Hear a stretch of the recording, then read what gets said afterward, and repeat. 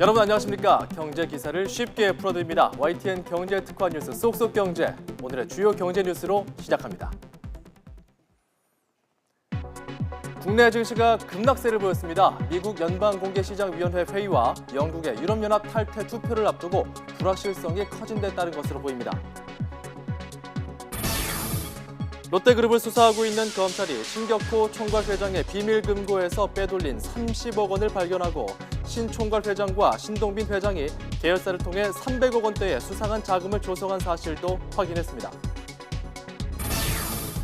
롯데그룹에 대한 검찰 수사가 본격적으로 진행되면서 기업 지배구조 개선의 첫 단계로 추진해오던 호텔롯데의 상장이 결국 무산됐습니다. 도수치료 같은 과잉 진료가 빈번한 보장 내역을 빼는 대신 보험료를 40% 낮춘 실손 의료보험 상품이 내년 4월 출시될 전망입니다.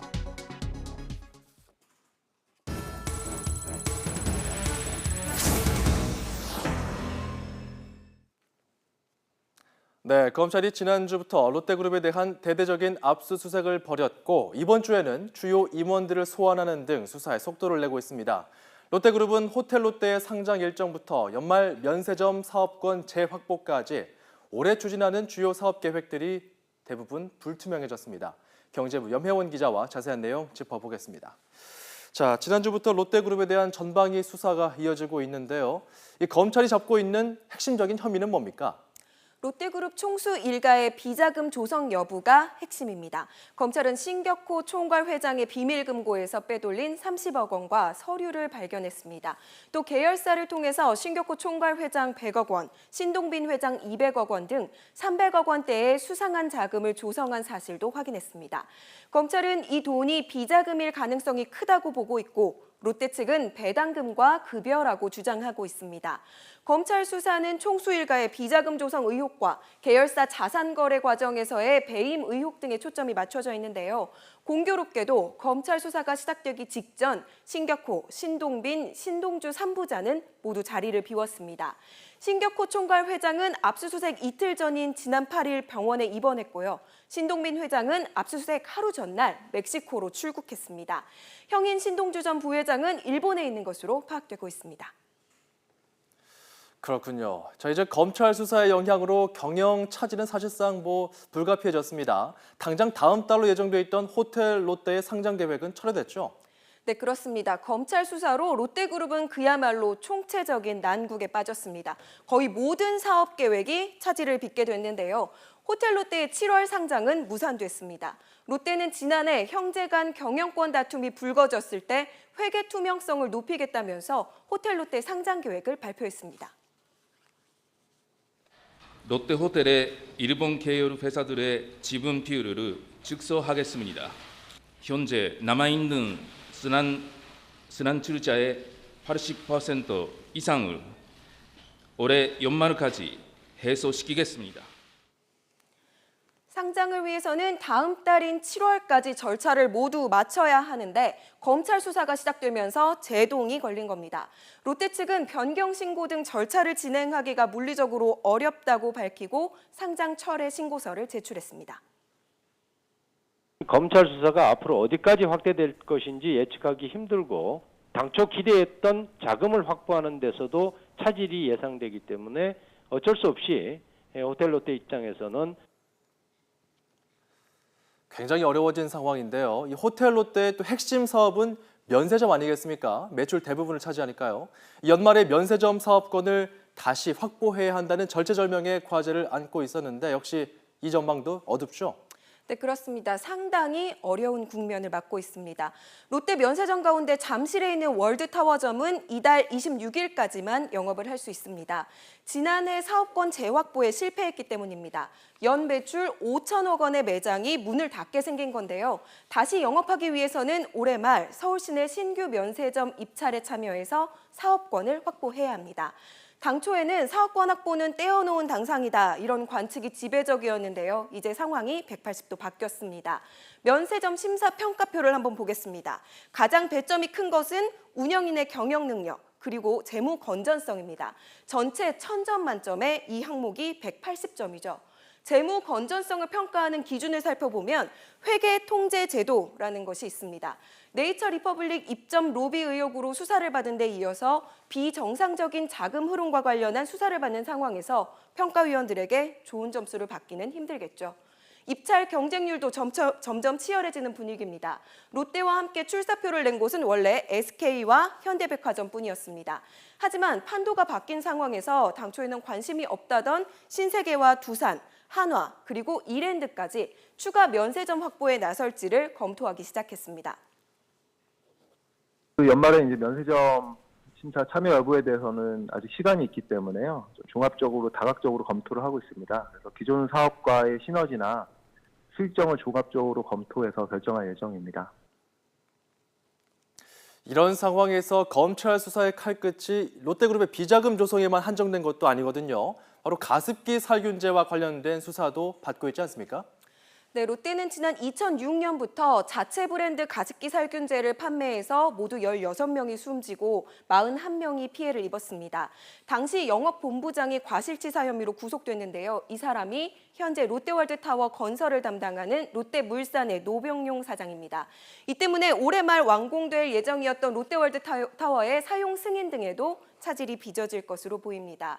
여기에 롯데 홈쇼핑은 재승인 과정에서 잘못이 드러나 영업 정지 처분을 받았습니다. 이로 인해 매출이 600억 원 줄어들 것으로 보입니다. 자, 이렇게 총체적인 난국에 빠졌는데 신동주, 신동빈 형제의 경영권 분쟁은 다시 불붙는 분위기입니다. 곧 또다시 표대결을 벌이게 되죠. 네, 그렇습니다. 이달 말에 도쿄에서 다시 한번 표대결을 벌입니다. 한일 롯데의 지주회사 격인 일본 롯데홀딩스의 총수 자리를 놓고 세 번째 격돌하는 겁니다. 표대결을 앞두고 오늘 형인 신동주 전 부회장 측이 중국 사업의 회계장부에서 문제가 될 만한 부분을 발견했다며 선전포고했습니다. 신동주 전 부회장 측은 검찰 수사 내용을 지켜보면서 적절한 시점에 행동에 들어갈지 결정하겠다고 밝혔습니다. 일본 롯데홀딩스 주주총회를 앞두고 언론과 주주들의 관심을 모으려는 의도로 보입니다. 앞선 두 번의 표대결에서는 신동빈 회장이 승리를 거뒀습니다. 이번에도 결과는 다르지 않을 것이라는 관측이 많지만 검찰 수사가 변수가 될 수도 있다는 전망도 나오고 있습니다. 지금까지 경제주민이었습니다.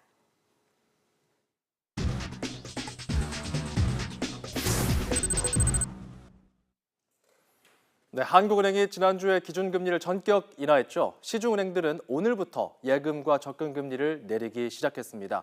우리은행 홍보실 손경훈 과장과 이 내용 확인해 보겠습니다. 안녕하십니까?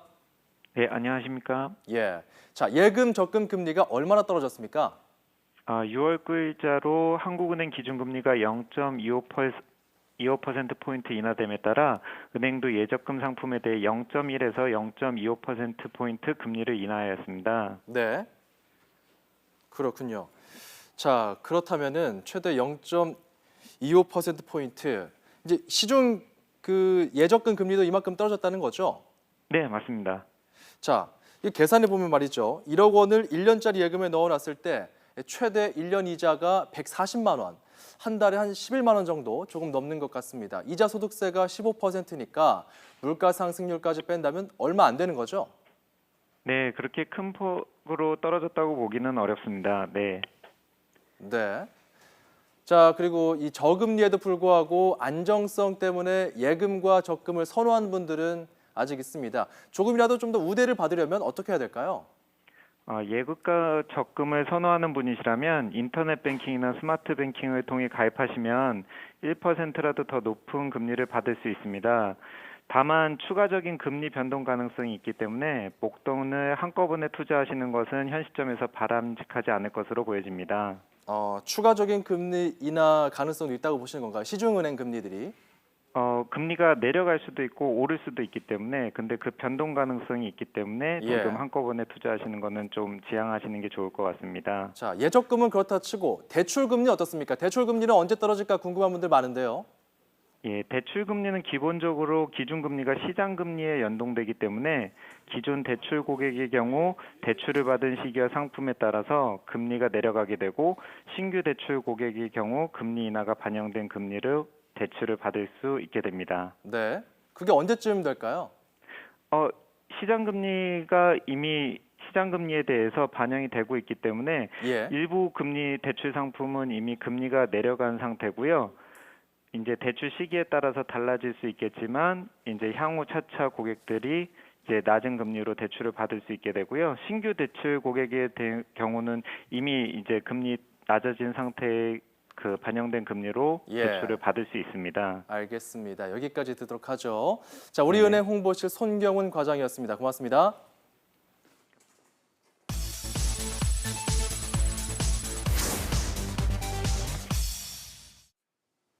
자, 스마트폰 하면 삼성과 애플 정도 떠올리기 쉽습니다. 그런데 중국 기업 제품이 빠른 속도로 상위권에 아주 무섭게 치고 올라오고 있다고 합니다.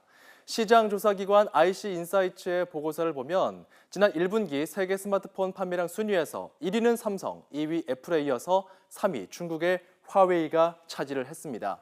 화웨이는 삼성을 상대로 미국과 중국에서 특허 소송을 제기한 중국 최대 통신장비 기업인데요. 특이한 점은 삼성과 애플 판매량이 지난해보다 올해 줄어들 것이라는 예상과 다르게 화웨이는 29%나 늘어난다는 전망이 나온다는 겁니다. 자, 그 다음 순위를 보면요. 4위가 오포, 5위 샤오미, 6위는 비보로 모두 중국 업체가 차지했고요. LG는 그 사이에 7위에 머무르고 있습니다. 중하위권 같은 경우는 GTE, 레노버, TCL, 메이주 같은 중국 업체들이 나란히 포진해 있는 상태입니다. 또 이번 조사에서 인도 스마트폰 업체 마이크로맥스가 순위에 이름을 올린 반면 전통적인 가전 강국인 일본의 소니가 상위 12위권에서 아예 빠졌습니다. 스마트폰 업계의 판도 변화를 그대로 드러냈다고 볼 수 있겠죠.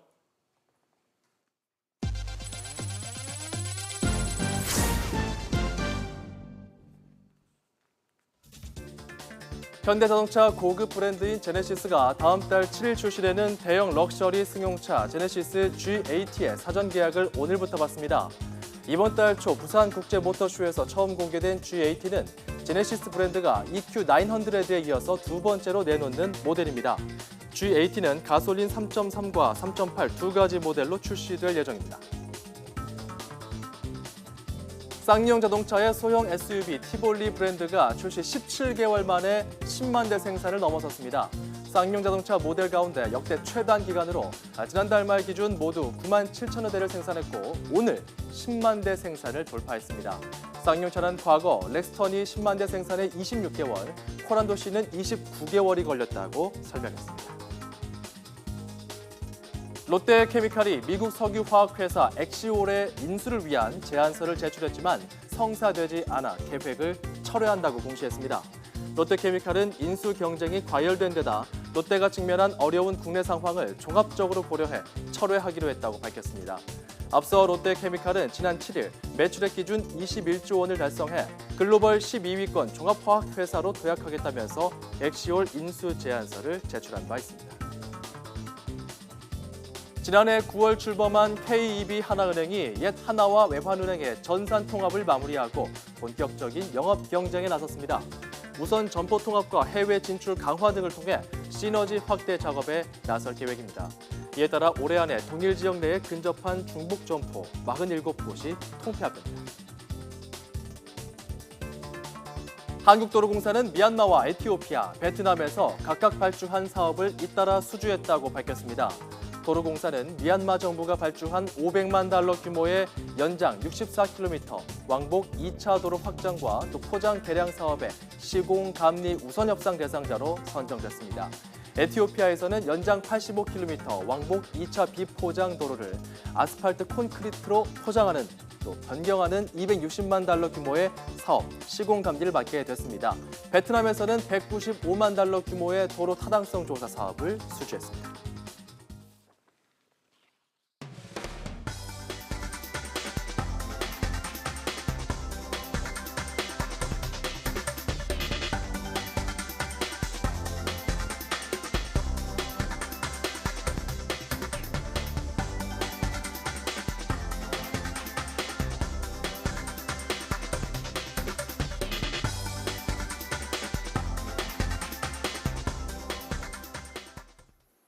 네, 월요일 쏙쏙 경제 여기서 마칩니다. 잠시 후 저녁 6시에 뉴스톡이 방송됩니다. 여러분 고맙습니다.